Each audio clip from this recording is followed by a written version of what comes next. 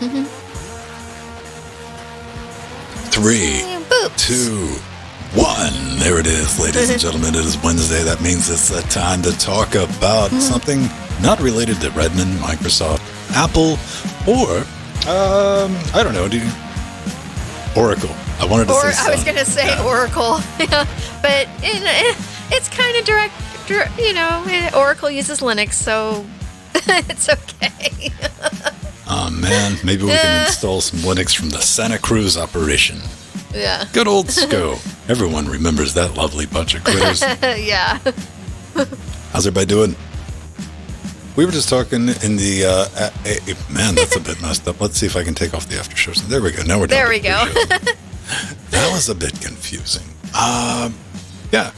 What were we talking about, Jill? That me and Jill are both blind. Yeah. Then we got into round LCDs. Yeah, that was really cool. Then we lost Jill for like 10 minutes because Jill was like, "Hey, I got to take care of ordering." Yeah, some I round need LCDs. to, because it got mentioned and I had to put it in my Amazon cart, and I put one in my eBay cart as well. Steve? Oh, hi, Brother Jellybean. How are you doing? What's up, Jelly Bean? I'm just saying, Steve, if you're listening and the 5-inch LCD that's round shows up, it's not yours. Yeah. Yeah, he'll be coming in probably at some point here. So what do we got today? Couple of exciting things. We're going to talk about when DOSBox is not really DOSBox. Jill's going to tell you all about Inkscape. I found an NDI replacement for those of you who want to do 2 PC setups for your streaming. And we're both kind of excited that MSI Woohoo! has finally pushed out the beta BIOS for the A320 motherboards, but more importantly, for us, the B350 chipsets that will allow us to shove the biggest and baddest CPUs currently available after... how long has it been since they first came out in this news? It is completely impossible to put any of these CPUs in anything lower than a 5 whatever series chipset. And kind of backtracked on that a little bit. Mm-hmm. Yeah, I guess it has been a while. Yeah, it's been a couple years. Here's what I'm shocked about, because I've been looking to... It takes me a long time to buy stuff, if you're unaware. I have to go through the executive parts of my brain, usually about 6 months. I know the routine. I'm like, well, what's the fastest chip that I could put in that B350 Tomahawk? And it was the 3400G, which had Vega on it. I'm like, you know what? That's not bad. It's 4-core, 8-thread. There'll be an upgrade from the 1700. What I'm shocked about, I should say, is that I didn't already buy one the day before this announcement came out. Because that's usually how things roll. However, I'll be able to put something a little more spicy in it. Very cool. Oh, yeah. Yeah. FX Boy. Hello. Arthurian. Yeah. A very exciting announcement. I'm going to have, I have a motherboard I can do this with, and I was just planning to get a new motherboard when I got the new processor, but I don't have to. So that's kind of cool. For those of us who don't want a new motherboard, I'm just kind of curious to see how it's going to work. That's where I'm at. If it works well, if something goes squirrely with it, I don't know. We'll talk about it a little bit more in the show. Yeah. Hey, there's the bot. There we go. And,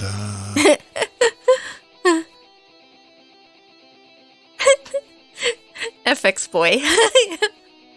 I'm definitely not the filthy wizard in the LGC group.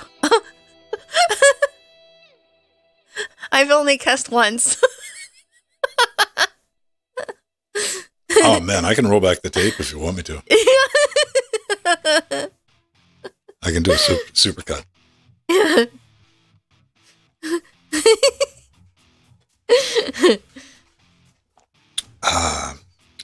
Frank is the filthy one. Yeah. Frank's chilling out, minding his own business. He don't care. People talking smack about him. AMD cards are back in stock, by the way, at MSRP. Yes, absolutely. Absolutely. The one I am waiting for on the NVIDIA side is the 3070. It's still not at MSRP, even though you can get the 3080s and 3090s sometimes at the MSRP. The 3070s still haven't. It's like the last holdout. That's so the one everyone annoying. wants, though. I know. That's They're why like, everyone, because everyone "Ooh." wants it. Yeah. Yeah. Like, we can charge more for these. Yeah. So as soon as that one gets down to MSRP, I'm going to grab it. It's like Atomic Keep was saying looking. earlier in general to Desiree, like, you can go to Micro Center and just get any AMD card you want right now, off shelf. Yeah. Yeah, they're available in the stores. Micro Center is always good about. They had them stocked even during the pandemic, and then the last 2 years when it's been really bad trying to get a hold of GPUs. Micro Center had stock. That was always cool. The last time I went to Micro Center was about 6 months ago, and I was surprised to see stuff there. They can usually keep things, it's not going to be like a ton of They stuff. were still but- expensive, but Oh, they yeah. were cheap. They were still better prices than what was on the internet, of course.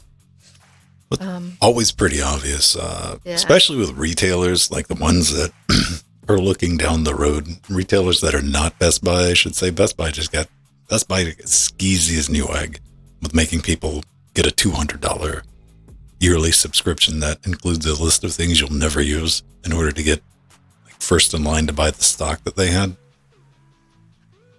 Micro Center's always played nice. Yeah. Fortunately, I don't live anywhere near a Micro Center. Yeah, I realized. I mean, I used to go every few months, and I haven't been in about 6 months. I guess it's time to go again. Ours just got. Ours is kind of the main. Even though it's the only one on the West Coast, it has become the main. Their main store, I guess. What do you call it? The main store. Yeah, all the managers moved to the West Coast one. And the big managers moved here because it's an East Coast company, but they moved here and made the one in Tustin the main store. That's the one you always see the people waiting in lines at. So it's a thing. Is there any Micro Center? What do you guys have? 1, 2.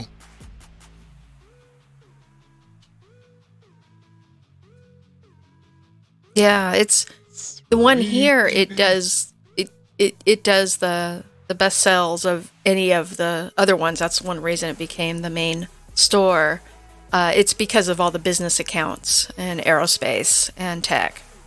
Well, it's that are here probably in because it's Cali. in Los Angeles, man. Yeah. Yeah.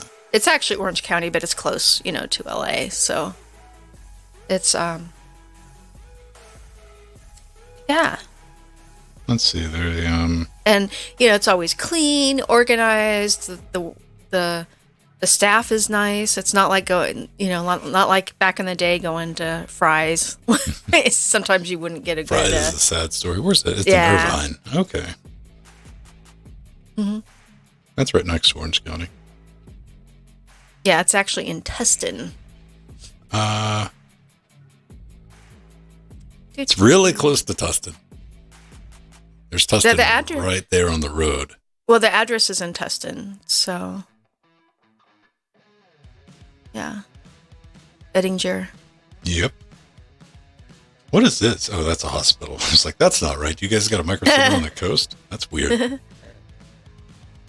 But yeah, it only takes us about 40 minutes to get there, 30 if there's no traffic. I was, this is LA people. It's, what is it? Like 2 blocks away? I'm kidding. How many do we have? You have 2 in Atlanta. There's one in Lexington? I didn't know that. Oh, that's... Oh, that's that's cool.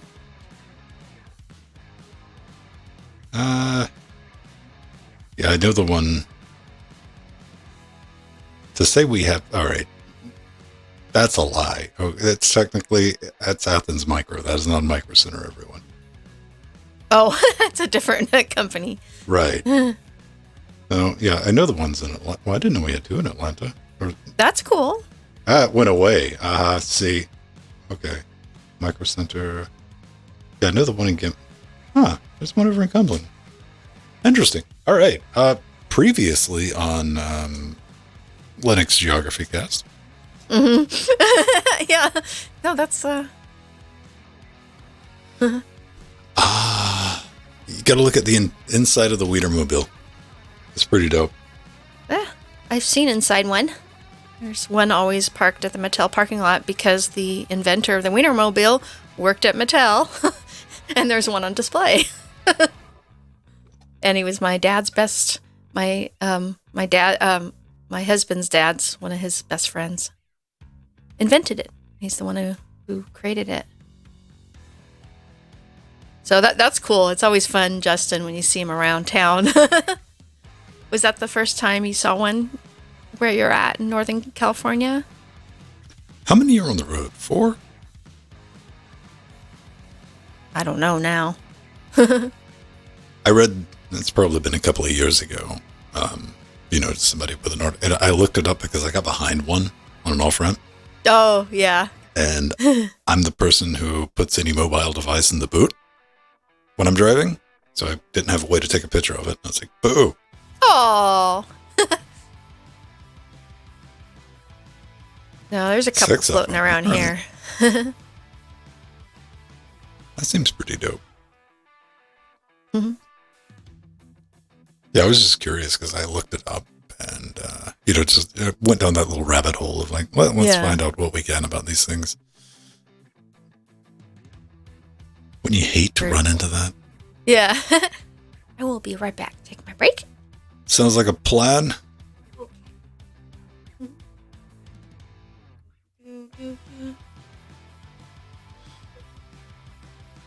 Where are we at on air filters for PCs? Do you use them? I was thinking about getting a couple of 140. I need a air filter for the 140 on the exhaust fan on my 750D for the Threadripper because I want to reverse it and make it an intake fan. And I have air filters on the two 140 fans in the front of it. Actually, I have they make a filter front flow case. Little click-in thing for it. And I've been using that.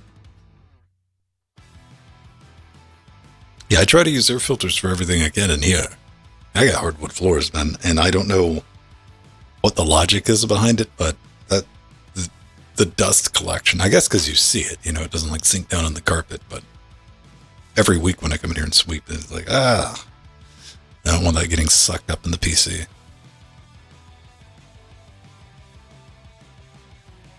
As nice as it feels, I like watching other people dust out PCs.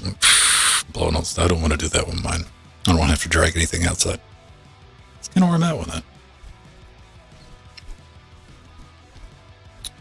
But I know some people don't bother with it, and it's just like, whatever. That's always a good thing to do. Like at least once a year, pull off your heat sinks and crack the case open. Clean it out.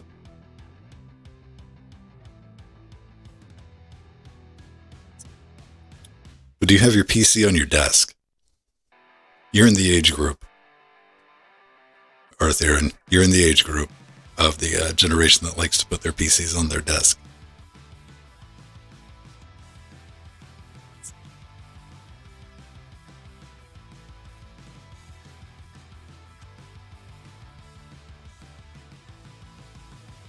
Yep.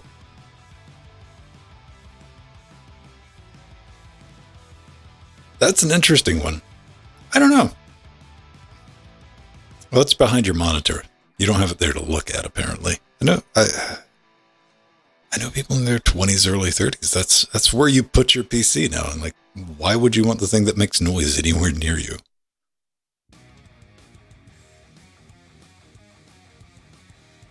Like, maybe you could make an exception for like one of those mini heat death PCs that people like. Yeah, desk space too much.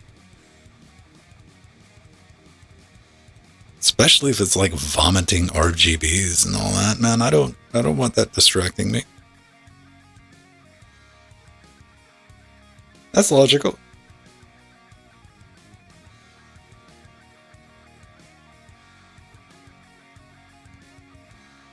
That is the,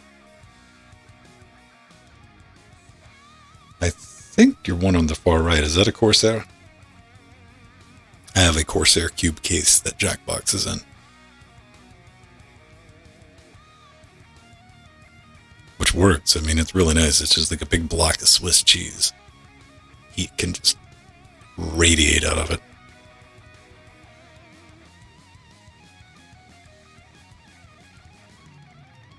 That's a decent case. I don't have any brand loyalty when it comes to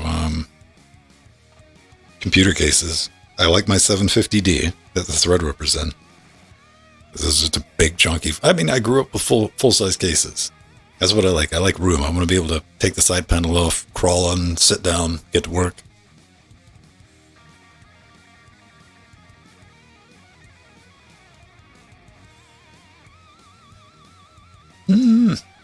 Must be a different case.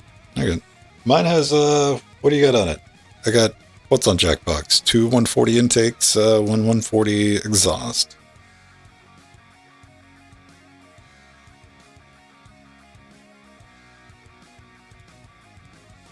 Gets the job done. One thing I do like about that case, though, is it separates the power supply and all your drives and stuff like that, which is nice. But man, that really leads to, it's kind of like the Homer Simpson thing where Homer's sitting there and he's like all svelte and it shows the back with the clothespins and everything. That's that side of the case. Just shove everything in to get the door closed. We don't have to look at it again. Oh man, I am guilty of that. I try to organize it with like little zip ties and stuff like that. But let's be honest, we never show people that side of the case. You show people the side of the case with the plexiglass window in it and look at my cable management. I'm like, take off the other side. They're like, no. Yeah. Yeah. I'm guilty of this. I think we all are. Most of my systems, I've got good cable management throughout because it drives me up the wall if I don't. I don't have anything tangled up in the backside. Nothing that, no potential fire hazards, but there's no like precise routing or anything. It's like, that's good. Poke, poke, poke, poke. Closed door. RGB control. Oh, no. No.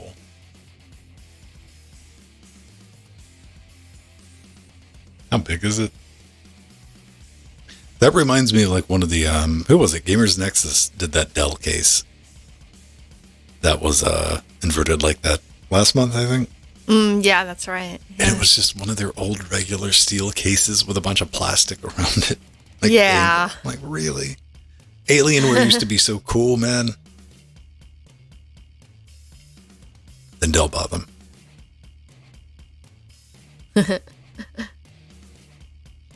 Yeah, a lot of times those funky cases, that's how they do it. They just rotate the steel cage into a plastic housing. Pre-builts like that. I mean, you can say what you want about, like, I still have some old, like, cold rolled steel cases from back in the day with no cable management or anything like that. You could drop those off a building and they'd still work. Like my sun case right here. Like Ben has his sun cases too. I mean, that if you punch that case, you're going to hurt yourself. Oh, yeah. But they're also heavy. I think about that every time when I pick up 80 pounds. Dude, like, even picking up like this big, ginormous Corsair 750D, comparatively, it's light. Yeah. You know, like, I mean, it's big, but, you know, aluminium. What do aliens wear? I don't know. Do electric aliens dream of sheep? Hi, Steve Husband. There you are. Did you see Brother Jellybeans in chat? It's been a while. He's been, Jellybean's been My brother has been transitioning. His company got taken over by another company, so he's That's always fun, isn't it? Yeah. Mm. You want to show Joe? Yeah, I am ready. I'm thinking about it, man. I'm tempted. You're thinking about it. Listen, I'm just saying it's crossed my mind. I'm not committed to the idea. You need to get some water. I'll get something. Good. Yeah, I'm gonna get something to drink. Stretch for a minute, and we will hop in and do this. That's what I did. I just did some stretches, and yeah, I got to stretch. And part of that is that I don't fidget either. I don't like move around a whole lot. You know, I see people. You see Jill's always like tap tap tap tap tap tap tap tap. Like you don't notice it. You don't notice it until you're scrubbing through the video when I'm editing, like in fast speed, and like Jill's like like ready to go. I don't have any of that. I get stationary. I'm just like, all right. Yeah. I gotta get up and move around. But I'll be back in just a moment, everyone, and we'll get underway. We'll do this. Okay. We'll make it a thing.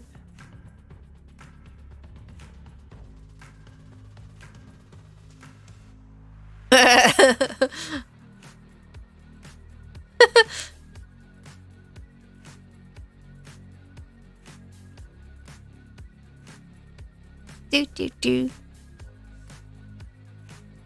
Hi, Uncle Steve, says Artherin or Candolph the Crete. Yeah, Artherin, you've had that name for a while in chat.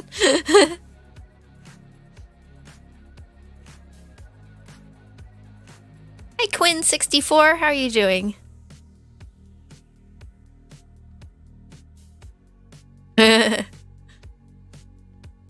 Yeah, Steve has been so earlier. Before we went live, me and Ven found some of the round LCD panels, and I put a Raspberry Pi one. It's only $20. I put it in our Amazon shopping cart, but I'm gonna look for. I found a 1080p one that's bigger, and that's the one I'd like to hook up to one of my computers. I think that just would be so cool. Doing, podcasts, I could put my show notes on the round monitor. That would be cool. Just tinkering with some computers. Oh, yeah. Oh, yeah, Steve has been make a Brazil computer. Yeah. Brazil. Justin's got his laptops there.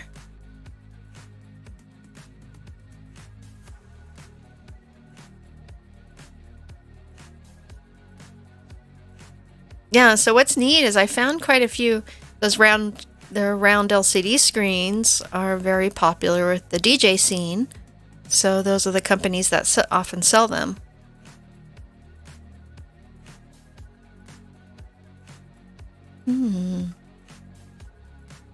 Let me see. Let me log into Twitch. Because I need to check something.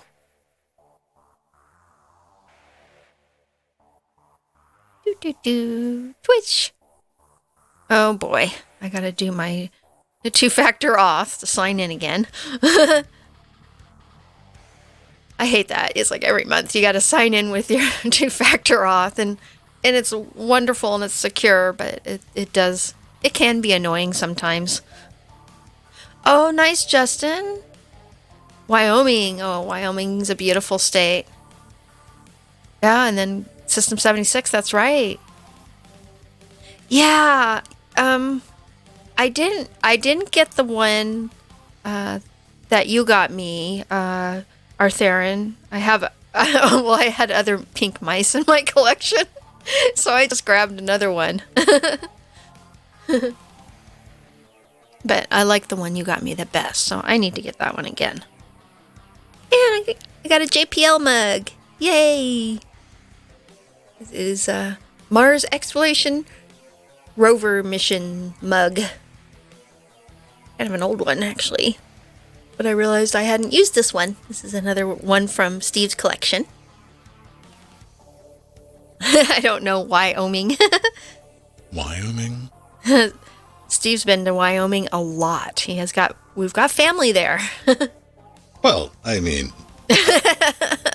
I don't want to be presumptuous. I wasn't like, whoa, that's an interesting hobby you have there, Steve. Yeah. Yeah, Arthur, yeah, I realized I hadn't used this one yet for LWW. We have so many hundreds of mugs. I finally get around to them. I still have T-shirts that I haven't worn on the show too. I had a brain moment involving a mug earlier. Oh, no, late last week. I had my regular tea mug, and for some reason, I was like, oh, I need to rinse it, and I didn't feel like scrubbing it out. And I grabbed one of my pewter mugs. I'm like, I'll just pour the tea in that, which I did. And poured and dipped it, grabbed the handle. Like, right, pewter, metal, heat, conductivity. It's like, nope. All right, fine, I guess. So I had to go get some washcloth. No, well, towel. What do you call them? The little square towels. Wrap it around the handle so I could drink it. Paper towel. Cloth, but yeah, same deal. Cloth. Yeah. I use paper towels for everything, including that. If the mug's too hot or too cold, I wrap a paper towel around it. All right. Did anybody see the red moon eclipse thing? Oh, yes, we did. Yeah, I didn't, but Steve Husband did, and our friends and took some good pictures of it. I saw a couple of people in Discord. They were posting pictures. Like, hey, look, moon's red. And I'm like, almost wanted to go outside and look up. Didn't feel like it. It was funny. I was watching one of the vloggers from Disneyland who was looking at it at Disneyland. It was right over It's a Small World. It was pretty cool. It was too cloudy. That's usually my luck, right? You take the time, oh yes, this is a big adventure. No, just walk on the upstairs deck and be and probably cloudy. I get struck by lightning. Cool, everyone. Let's and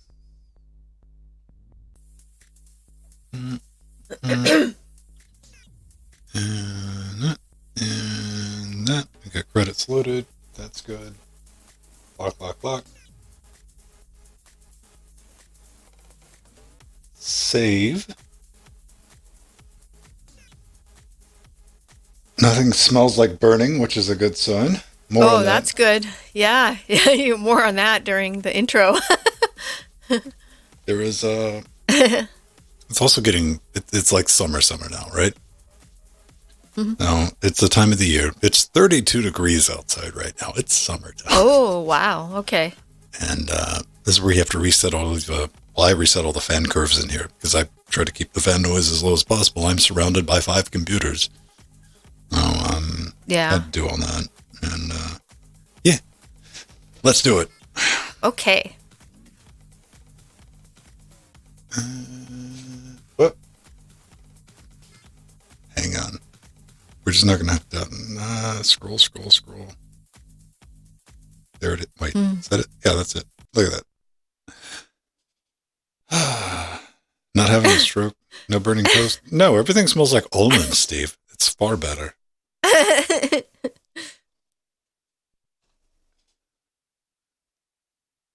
Recording. Come on. Where's the cursor? There it is. Lovely. I'm so close. Oh, here's what I need. I'll talk about it in just a second. Okay. Hey everyone, welcome back to Linux Weekly, daily Wednesdays where we sit back, relax, take that midweek break, talk about some of the fun things we found going on in the world of Linux, open source, anything else that catches our mind's eye, or eye minds, I don't know. Something like that, I promise, Yeah. But stick around. That's Jill, I'm Vin, and I just had a thought. Okay. So, yeah, Vin. we both have a couple of monitors, right? Oh, PC, yeah. Right? We have more, we live more than that single PC lifestyle. PC, Absolutely. but monitor display. And even though we have large monitors, different sizes and all that, I lose the cursor sometimes, especially when I'm in here. Oh, yeah. Like, what? And I'm flailing. What you're doing is like looking for that visual cue. And I have a trackball, so I'm just like spinning it. Like, it's a skee ball or something. Yeah. Waiting for that cursor to show up somewhere. What I was curious about, I want to ask the audience, and you can write in and let us know, is because I'm too proud to have like a big cursor. Oh, like I do.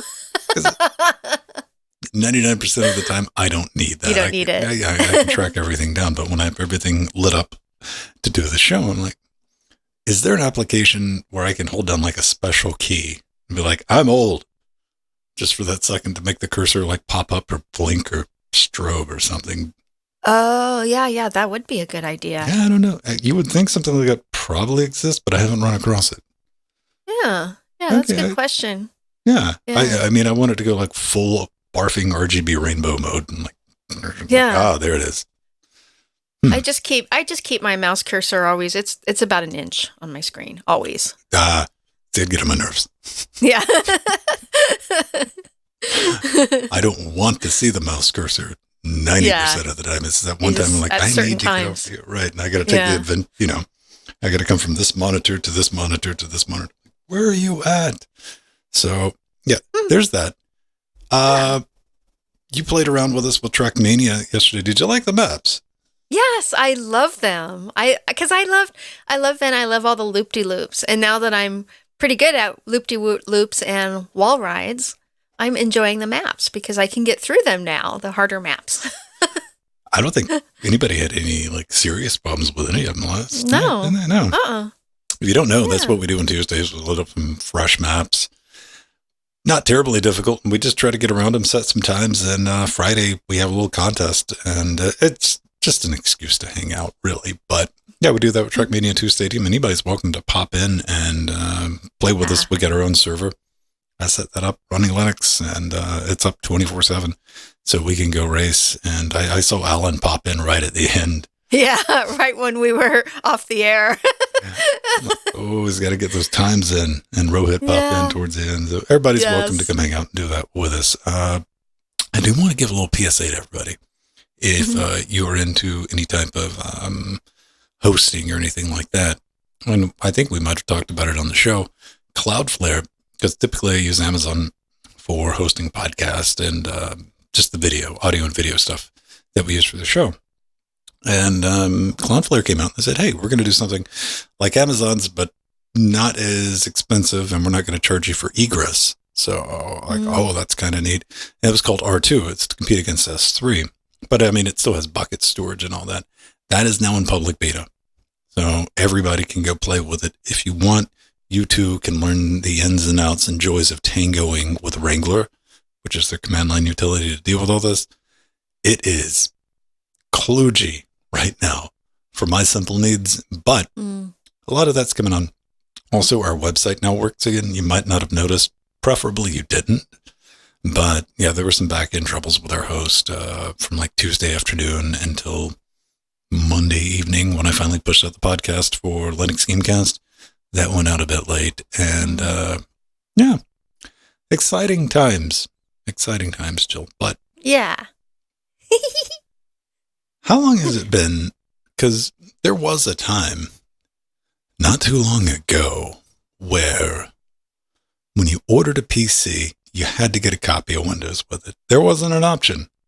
Yep. Nothing you could do about it. Yeah. That was a thing. Linux was, you're going to install Linux on it when it showed up, but yeah, you had to pay for that Windows tax. That was a thing. And was it, I think I probably started noticing Linux as an option on like Dells and things like that before. There was always option number 2. First one that you would see, and you usually have to dig for it. You might have had to call in and be like, hey, and you were still paying the Windows tax anyway. We live in this future now where we don't have to deal with that. But yeah, somebody decided, hey, FreeDOS, it's still an option. Yeah. A little bit of a... That's so cool that HP, even offered that as an option. I'm going to be honest with you. I think the real story here is HP still sells laptops. Like, I didn't. I mean, I'm half joking when I say that. But what I want to bring up about this is, yeah, it's not really FreeDOS you get with your HP, which is kind of interesting. OS documentation, €97 for Windows 11 Home. Jeez. All right, makes sense, right? You can get Linux for free over FreeDOS. He's going to take it. He's going to install Linux on it anyway. Why not? Why not? Just see what DOS is like these days when you boot it. And he picked up the ZBook 17.8 G8 and FreeDOS option. Turns out, Jill, wasn't FreeDOS at all. Not even a little bit. Lots of Linux in there. If we pulled the mask off, it was FreeDOS running in a QEMU VM. Yeah. Why? Why would that seems a bit shady? Yeah. Well, I have some answers possibly for this, and this is honestly what I think is going on.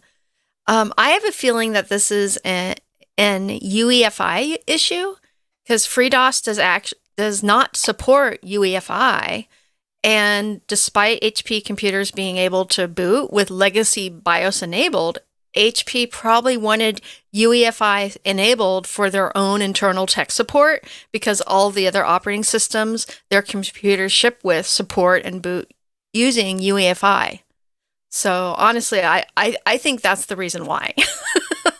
After reading this article and he was trying to figure out, well, why would they have this option? Is it because FreeDOS does not support NVMe? Well, no, FreeDOS does support NVMe drives because I've played with that. So that was my possible answer to why HP with FreeDOS had it boot from Linux. Let's see. Okay, let's watch the boot segment. Sorry for the audio listener. Oh, something happened. Okay, it started up. Yep, it blinked. Okay, BIOS. All right, boot menu. Let's go into FreeDOS. Oh no, come on. I'm the person who will hit enter. I don't wait that out. Okay, load FreeDOS. All right. What's going on? Oh. I don't even think I would have got that. Yeah.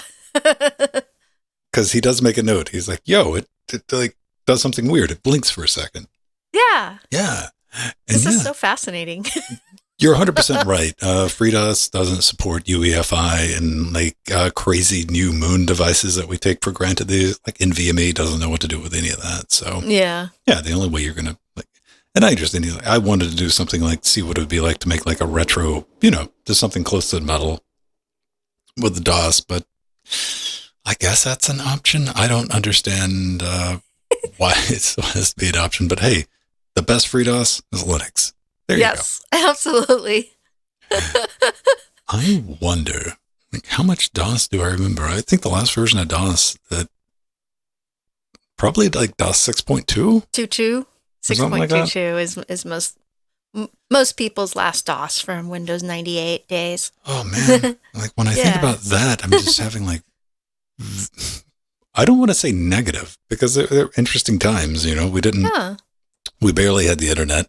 What passed for it back then, and it was afternoons and weekends of creating boot disks to try to get that one game to start up. And, weird. But you learned a lot of stuff like that, just hacking away at your auto.bat and config.sys and like, how lean can I get this? A tradition I carry on today. So. And a lot of people out there don't even realize that Bill Gates had intended DOS to be the easy way to learn Unix. And so that's why so many of the commands are very similar. And it's just a small subset of a lot of the commands you can do on Unix and now Linux. But that was the reason why he created that OS to compete with Unix. And, for those of us who grew up in the 80s and 90s, this is the way we learned command line before Linux was around if you weren't using Unix. But I fortunately had access to both. So single user and the slash goes in the wrong direction. The good old days of DOS. Yeah. So, Inkscape. Now, I was thinking, I'm kind of interested in this. Jill's going to tell you all about it because I need to quite possibly make a pair of Jordan-themed yoga pants. Yeah, and you're going to use Inkscape to do it. Yeah, I am.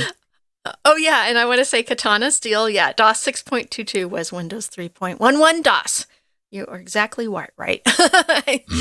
Yeah, so I used a later DOS, but the one that came with Windows 95 and 98 later. But I always had a dual boot to DOS 6.22, so that's probably why I said that. I remember that.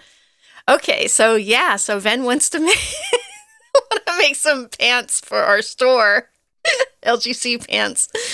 So he's going to use Inkscape 1.2, which just has been released with lots of new features and lots of improvements to the user interface. And one of my favorite things is that the color palette and the swatches dialog got a major redesign. So when switching the color palette, the switcher shows a colorful preview line for each palette. And you can now have between 1 and 5 palette rows on the bottom left of the application can be displayed all at once or scrolled through vertically using the arrow buttons. So it's a lot easier to find and pick colors now in Inkscape. That's for sure. And it has a redesigned export dialog with a preview and the ability to select objects, layers, and pages, and even batch export to multiple file formats. Woohoo! Thank you, Inkscape. All the major industry standard graphic apps have batch export. So this is in line with that. And they have a new page tool which allows you to create multiple page Inkscape documents, as well as the ability to import and export multi-page PDF documents. Thank you so much, Inkscape. That's going to come in handy. There's so many great updates. Another one is the pen and pencil text and tweak tool now use the last used style by default and will not constantly reset to the black fill and stroke, which I'm happy with because that always annoyed me. I look forward to, like, my normal thing that I do with Inkscape is my brain rejects everything I learn about it. So hopefully this doesn't mess up. Nothing against Inkscape. It's just not a program I use, but maybe once every other year when I design a product or something like that. Yeah. So long as it's still close enough to my Google searches, like, how do you do this thing in Inkscape? Yeah. No, it's just getting easier and easier, and the user interface is getting so much better now. It's really improved. It's getting closer to the Adobe Illustrators and the Corel Draws of the world. He's got to be careful. Don't say anything negative about the user interface. Well, the user interface was always more similar to Corel Draw than it was Adobe Illustrator. So that was a thing. But, there's people under 50 that want to use it. Yes. Like Corel what? Oh, Corel Draw's still around. You can still buy that program. Does Corel know? Yes. Actually, Corel Draw and Corel Paint were industry standard for years before Adobe came along. And but I mean, if you were to do like retro design from 30 years ago. Yeah. No, they're still great programs. I actually, you know what, Vin? I still use Corel Draw under Corel Linux. I still have one of my old computers with... That's genuinely retro. That's almost a 30-year-old program. Absolutely. But it still works well. And some of the features from it, they have just finally included in Adobe Illustrator. So it's taken Illustrator that long to catch up to Corel Draw. I don't think there's probably like 6 people that kind of know what Corel. If you walk into a graphics house in 2022 and you see a Corel box, just walk out the door. Don't go in there. You're not doing anything productive. You're trying to relive some nostalgia. I remember Corel shipping with a Red Hat 6.2. Oh yeah. It came on the second CD. I remember playing around with it, and it was what was it? Corel Word. Yeah, Corel Word Perfect. We used to call it Word Defect back in the day. Man. It's vector graphics. Most of my vector graphics knowledge came when I was doing Flash design and Macromedia Director. Macromedia, yeah. Yeah. So, but hey, if you need to deal with vectors and you need to make T-shirts, you need to make Jordan pants, Yeah. Inkscape's the place to do it. Yes. What absolutely. about Krita? What do you got against Krita? Oh, I love Krita. Krita is more for drawing, actual drawing, as opposed to creating designs and shapes. It's different emphasis. Yeah, Krita's for painting, drawing, and using your pen and pencil tool in that You've style. heard that right. Don't you dare try to make a shape inside of Krita. Oh, well, you can do that too. Nope, not going to allow it. It actually does do some vector, but it's more for raster. I do like raster. I spend most of my time in bitmap. Like GIMP, speaking of programs I've been using for 30 years, right? Yeah. Yeah, Inkscape's pretty dope. And it's great that it's open source. And It is. you can play around with it, and the knowledge base is there, which is kind of the important thing. Yeah, in the community plugins. Yeah, there's because it is open source, people can, add their own plugins and their own scripts, which is something you can't do with Illustrator. Right. So, check this out, everyone. Do you like streaming? Maybe you got one PC for gaming and you got another PC you're not doing much with, and you like your gaming PC and play the games just fine. Mm-hmm. But when you go to stream it, things get a little chuggy. So you want to do that dual PC setup. You want to have that dedicated one. A couple of ways going about doing that. I've done a video. In fact, if you go to NewTek's website, you'll find an entire post written around my guide for setting up NDI for OBS from NewTek. And I've used that just on and off to play around with it. It allows you to take audio and video from one PC running OBS, and send it to the other. And it's really efficient, really easy to use. But it's it's proprietary. It's always had issues. And if I'm going to be perfectly honest, the current state of the OBS NDI plugin, it's kind of sketchy right now. People have been looking for an alternative. And I was one of those. And I was like, hey, what's the latest and greatest? And somebody pointed me towards this OBS Teleport, OBS Studio plugin, NDI-like replacement. Straightforward. No NDI compatibility in any form. And look, there's a little portal guy. Aww. Yeah, I know. I was wondering about that. Well, I mean, I guess it's because of teleporter. Possibly. Yeah. Yeah, the NDI. So the big advantage is for me being able to look at this. You just go into Tools, Teleport. You set up a scene on one box, on the other, and it's going to shoot the audio and video over there. You can set up a port number because NDI is like aggressive cancer. It will find every single possible way to get from one PC to the other PC, no matter how many routers and switches you have in between it. And there's no way to specify a port number or anything like that. Because I had to do some just roundabout setups to prevent NDI from... Because during that setup time when I was using NDI in the studio, I had two Ethernet cards, and one was sending dedicated to NetJack, and it went to one switch, and the other one was, just regular internet, which went into another switch, went into the router. NDI was like, hey, I can get to this from this and this. Let's combine them. And one was 1 gig and one was 10 gig. So it tried to compensate and it slowed everything down. This, you can just go straight forward and not have to mess with it. Stay tuned. I'm probably going to do a video on this, play around with it, try it out, see how it is, because it is open source and pretty fascinating, especially if you're looking to do a 2 PC setup and you don't want to go out and buy video capture cards. There you go. Nice and free. Very nice. Yeah. It might even let you get away with gaming on the laptop. Oh, yeah. It looks like it's easy to set up, too. Mm-hmm. Under OBS. You got any thoughts on it? Well, I didn't get a chance to try it out, but I have played a little bit with the network device interface tools by NewTek. And not to the extent that you have been, of course. But I have played with it just to see if I could get it to work under OBS. And I did because of your video. It does work. Gets the job done.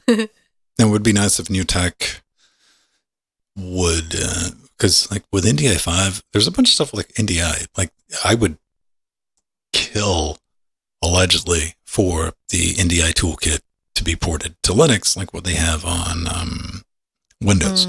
Very Windows-centric company.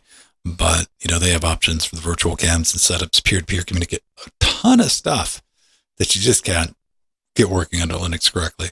So I'm going to poke around with this and see what I come up with. Do a little comparison video, see how it stacks up against like NDI and like maybe one of my like El Cheapo USB capture cards and one of my opposite of El Cheapo HDMI capture cards. Yeah, we'll just poke around, see what it is. Cool. I just wanted to share that with everybody in case you were looking. You can test it out and let me know. Now, Jill, we have people have accused us of being AMD shills because we got all these AMD systems.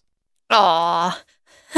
We love both the red team and the green team and the soon-to-be blue team. I was like, I'm not an AMD shill. I just hate Intel. Yeah.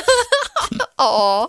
So MSI actually just released the AMD AGESA, AGESA 1.2.0.7 BIOS support for the X370, B350, and A320 motherboards.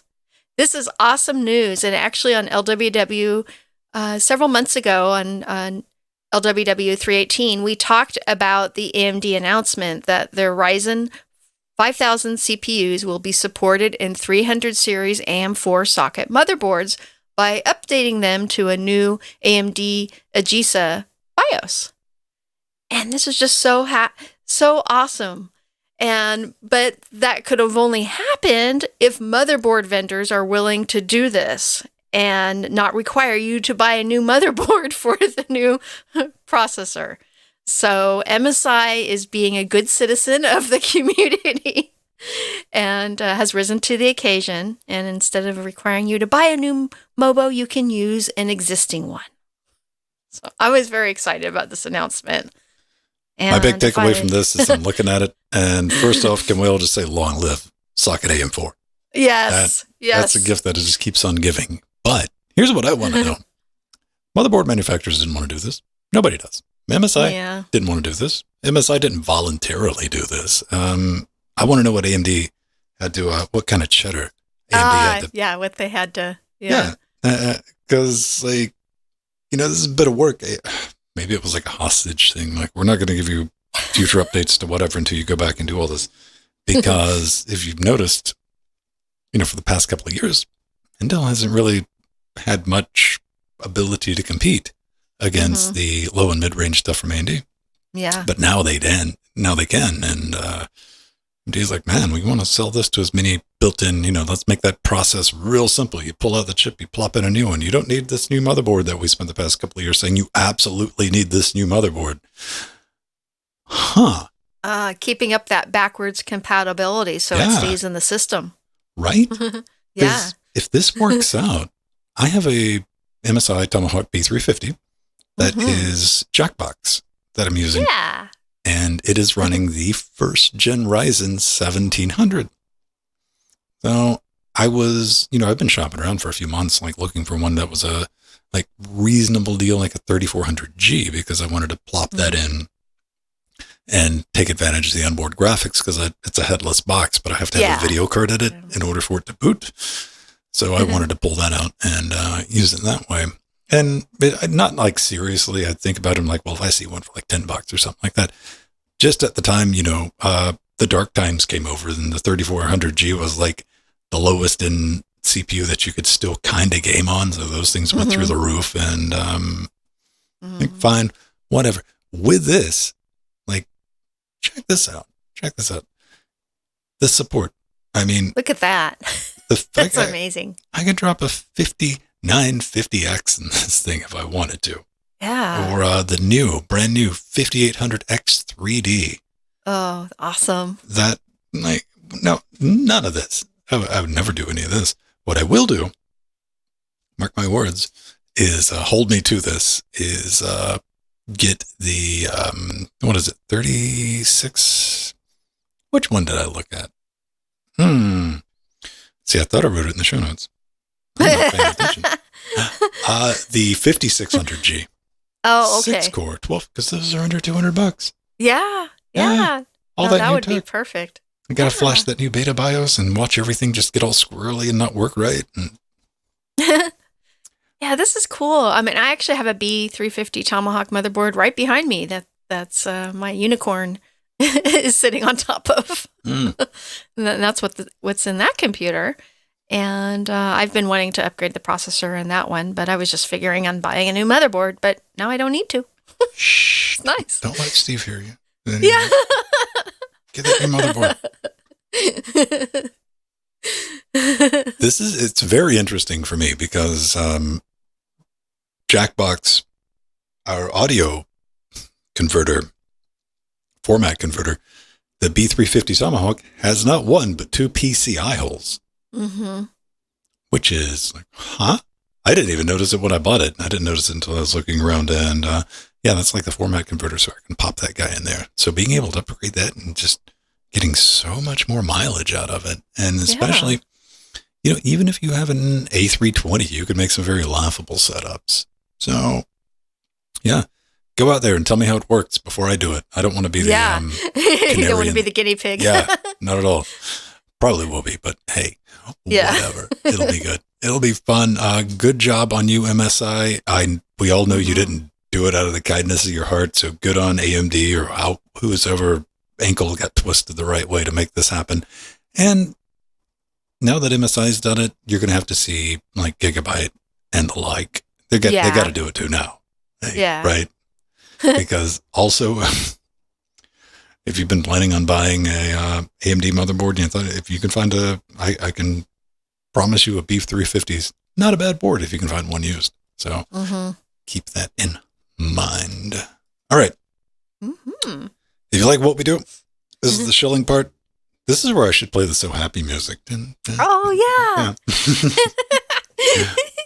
If you want to support what we do, get a couple of bonus things thrown in, like access to our Discord, the live and uncut versions in podcast form, early looks. Did I mention I finished that NetJack video? I absolutely did. That's up for patrons right now. That'll probably you did a great job, Ven, on that. I tried. I don't know if it was like Beastvic or Ogie. Like, Ven, the NetJack video wasn't horrible. I'm like, I tried. Well, it was hard to explain in your very complex setup with all the computers. I think you did a really great job with the diagrams. So, good job. Trying to do like a 45-minute talk about what audio over IP is. See, I couldn't go too deep. I'll probably have to do a follow-up because there's layers, man. This is like a parfait. Yeah. It's been a while. Parfait circle. Parfait. Yeah. Well, I was thinking like ogres, onions, layers, parfait. Yeah, there we go. Okay. But pretty interesting way to tie, speaking like NDI doing that over the network. And it's like, let's see what we can get up to when we need to sling about 35 channels of audio, uncompressed, high quality, in real time, faster than your audio interface on your computer can do. I'll show you how to do that, how it's done, a little behind the scenes. Mm-hmm. So you can look at that right now if you want. If you want to become a patron, your Twitch sub, you can pop into our Discord as well and join us for Rocket League. Not Rocket League. We can't do Rocket League anymore. Trackmania 2 Stadium or Trackmania Squared. Let me tell you why I'm thinking about Rocket League, because Fall Guys, right? Yeah. And we played Rocket League for so many years. Fall Guys got the same treatment as Rocket League. Epic bought them, and Epic's like, we're going to put them on the Epic Store. I'm like, why do you? Score. Why do you want to kill another game, Epic? Rocket League was doing so well. It was so popular. Then people were like, yeah, Rocket League, that's still a game. Who knows? That's why I was thinking about that. But yeah, we got a couple of bonus things if you can do that. Patreon.com/Linux Gamecast. That's the site. We got Amazon wish list, Jill. Yeah, we do. I have a lot of stuffed penguins on mine. And Jill is filled with just this nightmare-scape of plushies. It's pretty horrifying. Yeah. It's disturbing. It'll keep up small children. Lots of my penguins from all our wonderful patrons are here on display. Right behind me. Freakishly Lego-looking penguin. Yeah, that is cool. That is a collector's item from the 90s. Chuck's Lego. Oh, man. So, we got a store.linuxgamecast.com. Just head over to linuxgamecast.com and do the support thing if that's your thing. If not, tell somebody about it. Tell a cat, tell a dog, possibly a penguin. But one of the things we do, if you pick up anything for the studio, you end up on the back wall here, but you can send us a little note. Woohoo. Somebody sent me a little note, Jill. I got a very Yeah. ominous message in our Discord. I think See what Arthur had to say. like Wednesday or Thursday, I get like an @ reply in Discord. He's like, "Hey, did a package show up?" I'm like, "Mayhaps." And I texted and I'm like, "Yeah, want to get anything over there?" I wait like 20 minutes later. He's like, "Yeah, you got a couple things." I'm like, "Well, yeah, I got things over there." So it was like, what, Saturday afternoon, driving home. Yeah. I swung by and picked it up. And it was a big box. I always get worried about that. I'm like, man, because I don't keep anything like terribly entertaining. It's all studio stuff. I'm like, this is going to make me work. And last thing that Arthurian got, I dropped on my foot and it hurt. So. Yeah, it did. Just right out of the box. Right I'm like, there, hey, boom, UPS. boom. It sucked. Yeah. Let me, hi, Vin, Pedro, and the other one. You get 2 reads out of this. Here's your newfangled Blinky Coolatron for the Threadboober. I want to tell Frank he owes me money for the calcium morning bills. With hate from Arthur. And that's as sweet as, aw, he's so adorable. Aww. So I'll hold this up. This is what showed up.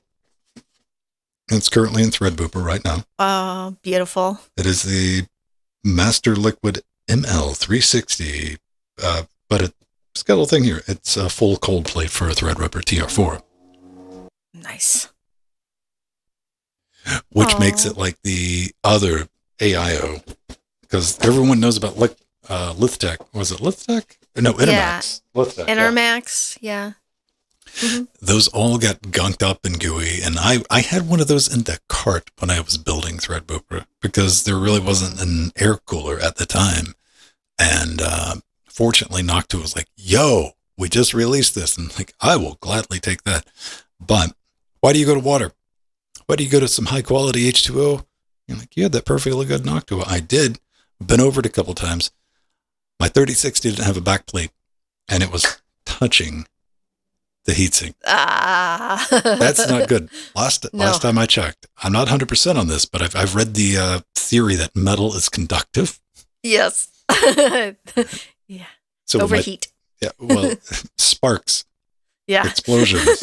Blown out caps. And fortunately, my 2060 had a back plate, which it wasn't a problem. I just let them stick together. So, do I have a picture of this thing up? I might. Yeah, I think you did get one early. I did at one point, didn't I? There it is. There. There it is. Look at Arthur and what you gave Ven. The big Arthur. takeaway from this is it doesn't blink. The fans have no RGBs. Nice. And the AIO, good on you, Cooler Master. If you don't plug it in, it doesn't light up. Like, yay. Yeah, I mean, you can plug the power in, and it doesn't light up. It's got a separate cable for the Blinkatron nonsense. And no rainbow vomit for the win. None, man. None. And performance-wise, it's pretty close. It's pretty close to the Noctua TR4 SP3. It's about 1 to 2 degrees different, but I did want to take this little moment to let, if you're going to get something in AIO with a larger radiator, like 360, keep this in mind, because I almost didn't. I almost panicked a little bit. First, I did a leak test. I jumped a power supply, plugged it in, like, are you dripping anywhere? That's fine, whatever. Screwed it in, get everything in place. Oh, and I used the Carbonaut thermal pad. Oh, okay. Put that in. I cleaned the paste off. Paste was still good. Noctua, you had pretty decent paste. It's been like 2 years that thing's been running. Stuck it on, got it, powered up. I'm like, something is, all right. Grab the hoses, make sure you can feel some water going through it. Get everything booted up. And at idle, it was like 57 degrees. I'm like, that's not good. And, right? So yeah. I just started a handbrake render and the fans light up. I'm like, whoa, what's going on? Then like, right. Let it sit for about 15, 20 minutes. Cut it off, cycle it, because it's got to get all the little air pockets out. So it just wasn't really getting everything flowing in. Now, if I'd put it in, I have it at the top of the case. If you'd put it with, intake, probably wouldn't have been a problem, but sitting flat like that, it just took a while to get everything cycled through. Mm-hmm. And it's running about 42 to 45 at idle. Good. Yeah. That's more like it. It's roughly the same as the Noctua. And, I have a 1920X. Like that's 180 watt TDP. Mhm. So it's a warm chip. So thank you again, Arthur. And I now will not have to worry about the card. I had a piece of nylon shoved in between. I don't have to worry about that. Instead of I don't have to worry about any of that nonsense. Now I just have to check for leaks every time I cut it on. Yes. Because, yeah, you always worry. Always worry, man. Always worry. I'm like, But hey, it works. So if you're ever in that situation, I can recommend this. And I mean, it hasn't exploded. It seems reasonably built. And I'm sure I look forward to people telling me that they don't like the orientation or a push-pull or whatever, you know? Mm. I read through some very, very silly fights on the internet about fan orientation. So each to their own. Yeah. Before we get out of here, we got a little bit of a slice of pie, if you will. Yeah. Yeah, Pie Boys, right? Oh, yeah. But Yeah. we do have a new patron to thank. Oh, we do? Yeah. Large Mammal. And Large underscore mammal. Oh, I forgot there's no to put the underscore in the show notes. Okay. So thank you, large underscore mammal. I wanted to get that for becoming a clarified patron. because in the credits it's large underscore, and I didn't want you to think it was two different people. Yeah, because that's a possibility. That is dope. Letting us do this the way we want to do it. That's pretty cool. Because we get to talk about this. There, look. Yay! Cool. That is a Game Boy cake. Yeah, it sure is. It's a very good Game Boy cake. I don't know. It looks like it's got like chiclet keys for the B&A. Fondant. Fondant keys. Click, click. All those little tactile clicky ones. That would annoy me. So, what are we talking about? We're talking about an easy way to take a Raspberry Pi and shove it into a Game Boy. But you know what? I think this is a very civilized way to go about it. This is a drop-in kit for your Raspberry Pi Zeros for your original Game Boy DMGs. And this thing's slick. Look at that. Look at it. I like the bigger screen, and you can see it better rather than the Game Boy screen. I can actually see this one.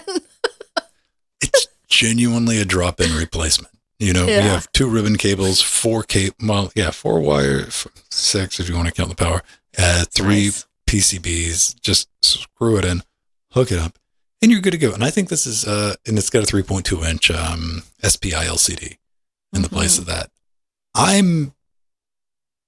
There's 3 images? Give me more. Look at that. Volume was all right. Yeah. Yeah, a lot easier to see than the old Game Boy, like Ven were talking about earlier, about how you had to get it in just the right light to be able to see it and play. Everyone of a certain age, especially it was a very common thing. You know, you had a portable, you were on a road trip or whatever, and I don't know where you grew up, but I didn't have a lot of sunlight to deal with, so there was always like leaning against the car door trying to angle the Game Boy so you could see it to play. So I thought maybe if you wanted to get real vintage, you can just sabotage the backlight on the LCD. But I thought this was very classy. And of course, I brought this up in Discord before the show, and Pedro showed off that horrendous amalgam that he has. Yeah. Yeah, like this mutated thing with like 6 buttons and this big giant screen. But yeah, I did go searching throughout the house. I couldn't find my Game Boy, which I have in the case. We talked about in the pre-show. I looked in my Nintendo corner. And, yes. I found my Nintendo controllers and I found the original NES and there was no Game Boy. And I was like, dang, I was going to wave it up because I picked it up because it was rattling. Like, how much do you want for this? And they gave me a number and I was like, rattle, rattle. And he's like, we know this doesn't work. I got a good number. I'm like, here you go. I'll take that. And it's nasty too. But yeah, maybe I'll do something like that. Possibly. But that would be cool, Ven. I have one in my collection too, even though I didn't really use the Game Boy because the screen was just too small for my vision. But I have one in my collection because it's an important piece of technology. And I could do this with it and then see the screen better. What I was kind of surprised about was, because immediately got, like, what does things go for these days? And I head over to eBay. You can get a Game Boy in like nice shape. How much? How much do you think? Like nice shape, original Game Boy. Really? $100, $150. About 80, 90. So yeah, Oh, in the okay. ballpark. Mhm. And, I guess if I wanted that nostalgia or whatever, but I wouldn't pay that much for one to gut. Find one that's broken. Yeah. And this thing's pretty cheap. It's like, what, $40? How much is Very this? nice. It's Find a broken 38. one. It's 38 pounds. So, yeah. And it's purple, too. Look at that. Being all purple. Beautiful. Kind of Right. want one. I don't know what I'd do Hey. with it. I really don't. So that's about 47 in Freedom currency. So, yeah. Maybe go grab it up. Great price, and just go buy a used Game Boy if you don't have one on eBay, one that's broken. Buy one that's broken. Okay. Yeah. The internet will be very cross with you if you buy one that's working perfectly. You got it. Right. Yeah. All right, everyone. Running kind of long, but thanks for hanging out with us. If you've been watching us live, listening to us at the end. And also a reminder Nintendo. that we are on Spotify. So if you want to leave us a voicemail or anything like that, you can do that. And also Spotify, because our web zone was down, I wasn't able to push out Saturday show. If that ever happens, like all of our podcasts, something you might not know behind the thing, I got to push it from the main site. But a lot of like third-party things rely on the Apple feed. They just copy it off that. And Yeah. like iHeartRadio and places like it. So if I can't get it out, one place you can find it is the Anchor FM or Spotify, because I have to do that separately because I do the video thing. There's your pro tip if you're ever just like jonesing, or just check it out on Odyssey or YouTube. Mhm. There. I think, Yay. yeah, about everywhere.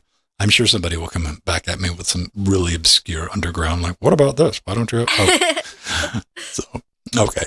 For Rosie's Awesome. this time. Bye, everybody. We'll see you Bye, next week. everyone. Love you all. And Beastwick. Yeah, with the Game Boy. Pikachu! Had to do that. Sorry. Don't worry, I can edit it out. Aw. Thank you to all our wonderful patrons, and our Theron, I wanna thank our Don M. advisor. 19-month Don resub, M. PT Dave 27-month resub, and again, thank you, Arthur. And remember, Yeah. if anything goes wrong with Threadripper, from now on, his Yeah. fault. His fault. Direct your ire towards Gandalf the Aw. Great. Aw, thanks for coming in, FX Boy and Gamatron and Justin and my Steve husband and my brother Jellybean. Got lots of great people in here. Katana Steel and Beastwick, Icarus Factor, yay, and Don M. Always. Thank you. Have a great rest of your week, everyone. And that's when we'll see you next. Bye-bye. Bye.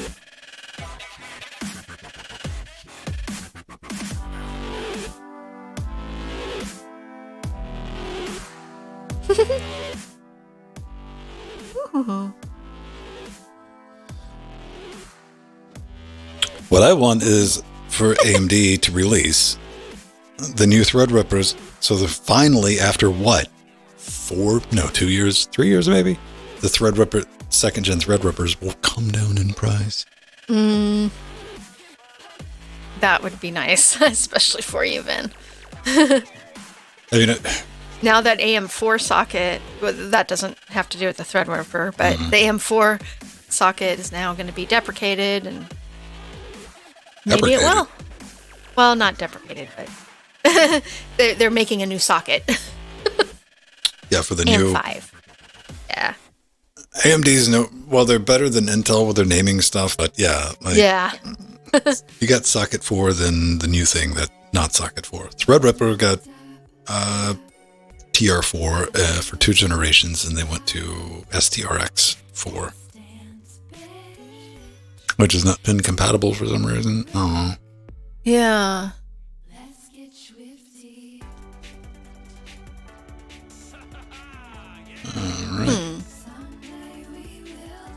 I don't know. I can't justify buying a big honking fire breathing system because for something that's in like 3 or 4 days a week I'm in here. Yeah. I understand, especially since your Threadripper is working just fine. You spent a lot of money on it. I made that thing cheap as possible, man. You did, yeah. That motherboard was used. I got a used Threadripper motherboard, which is dangerous. Yeah. And I got it off Amazon. I got it for like a little over $300, which sounds expensive, but new. It was $600 and something. And I got the baby 1920X, which I couldn't find one used, but I found one on like a crash sale, so I got it for like another $300. So that's $600. That's not too bad for the Threadripper. Very good, yeah. The next processor, how about an Epic? Beastwick, it wasn't just it was the LGA motherboard too. Yeah.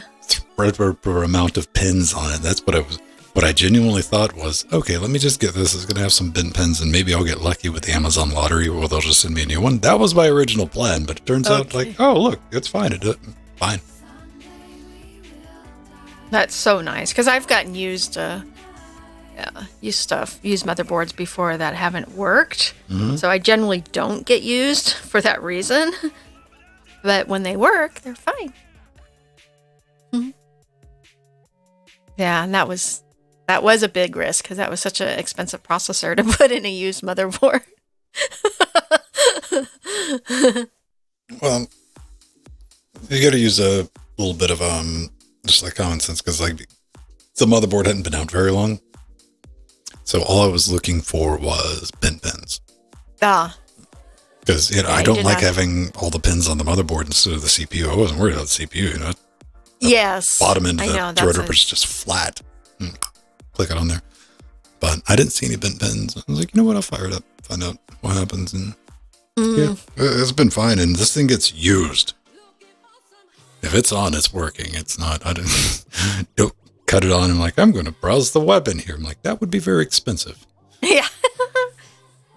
In some ways, I still prefer the pins on the processors, but... Oh, I do too. Because it's a lot easier to replace a processor. Yeah. Than a motherboard. It definitely is. I mean, we've all at least... I'm not saying successfully, but we've all at least attempted to straighten some pins before. Oh, yeah. Sometimes you get lucky, too. Yeah.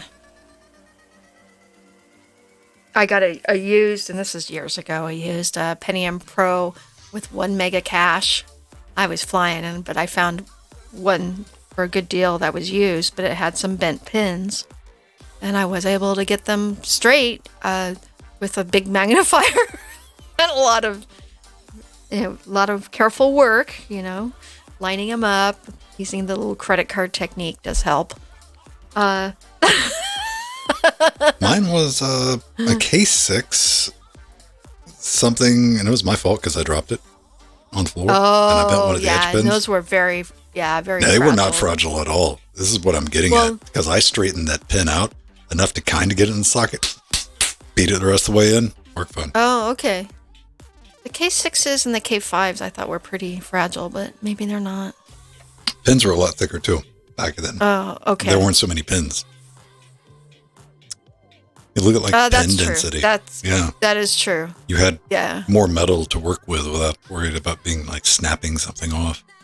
Yeah, the Pentium Pros were huge, and those are real thick pins. They're very heavy duty. Those were amazing. K7. Let's see. K7 is when they changed the size of the pins. I think K7. No, I had a K7. That was a slot A, wasn't it? I had one K. Oh. Yeah, it was a slot CPU. Okay. On the card. Oh, yeah. One of my old Pentiums has a slot A, and then I had an Athlon that was a slot A. Oh, Athlon X. Yeah. Katana. Yeah, that was the Athlon. Yeah, that's what 462. Okay, so those were socketed. Yeah, I did have some Athlons. Athlon 64. Yeah, that was the first 64-bit. What came before the Athlon then? Oh. That's what I'm trying to think of. Well, I know. Because I had that one generation. I had the K6. Then there was a generation after that was on the slot. And I had one of those. Then it went back to sockets. Okay. Well, I had their 486 socket was the AM486. So I think the next gen was the AM586. And was it 370? Yeah. That sounds familiar. 450 server? I don't know. It's not like I'm... Oh, yeah. The Phenoms were great. Let's take a look. AMD. Good to search. Sockets. History.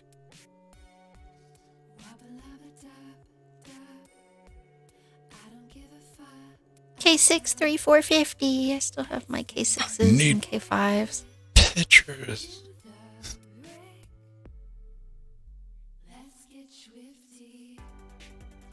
I also have a very rare K6 3 laptop. I just ran across. I'm like, oh yeah, I have that. I forgot about it. All right. AM4. Long live AM4. 2017. Yeah. We all got those. FM2.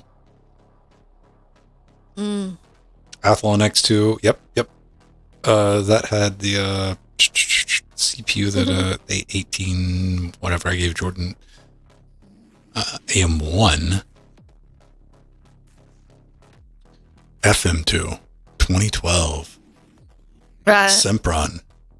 Yeah, Sempron. Athlon X4. All right. AM3 Plus. No, that's the socket I have. That is because I had the 1850 or the 1820. I forget which one it was. AM3 Plus. What was it before that then? FM1. Space Station K7. Yes, Steve Husband. AM3. Well, was it before the AM3? All right, hang on. AMD slot.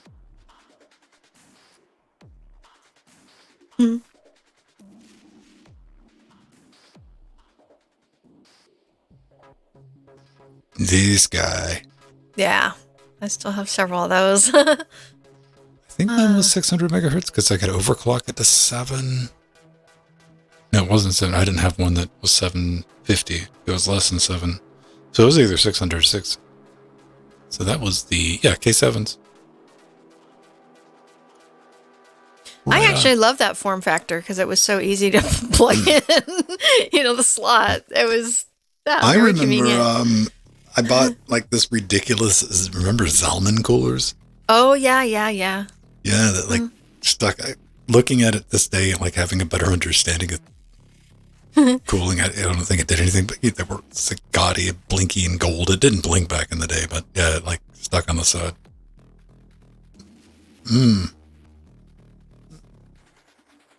Yep, K9, Steve Husband. See, he's going through all the K.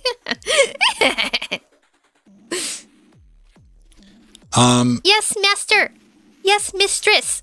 The, what was it? See, the one thing I didn't like about the slot architecture is like having that thing just sitting out in the motherboard that you could pop. Yeah, snap. I know. It was more easily prone to It's like issues. having a yeah. cartridge. Yeah. sitting in there. I remember you had to be careful when you put in your video card. It was always an issue because sometimes it would be right next to it. I don't want to spoil anything for anyone, but I posted yesterday in Discord about people, some people you might remember from Doctor Who, coming back to Doctor Who. Yeah, set. David Tennant. I wasn't going to spoil it for anybody, but Jill took care of that for me.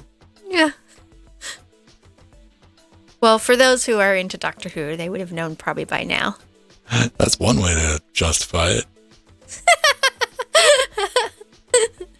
But I am just so happy, huh, Steve Husband? We get to see David Tennant again. Doctor Who.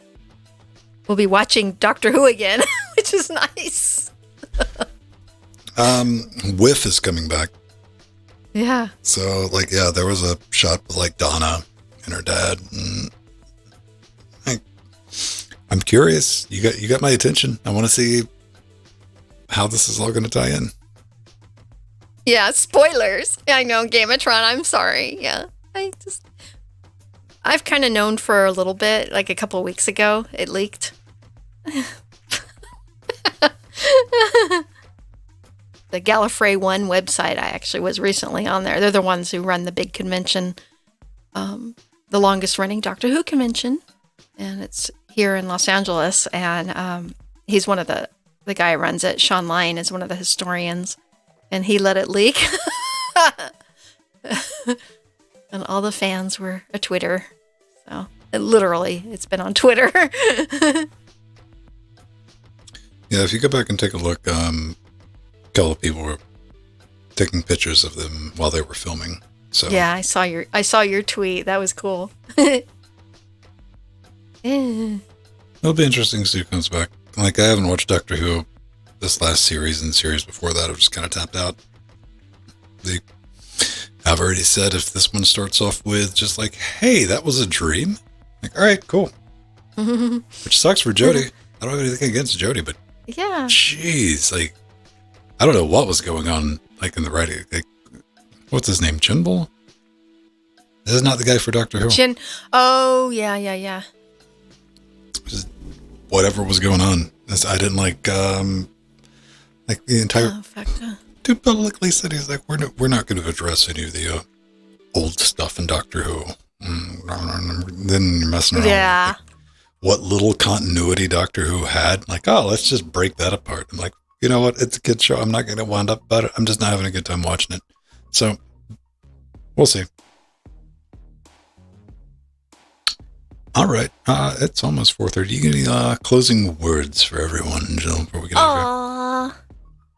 Go out there and make some Linux fun. I need to come up with a good outro.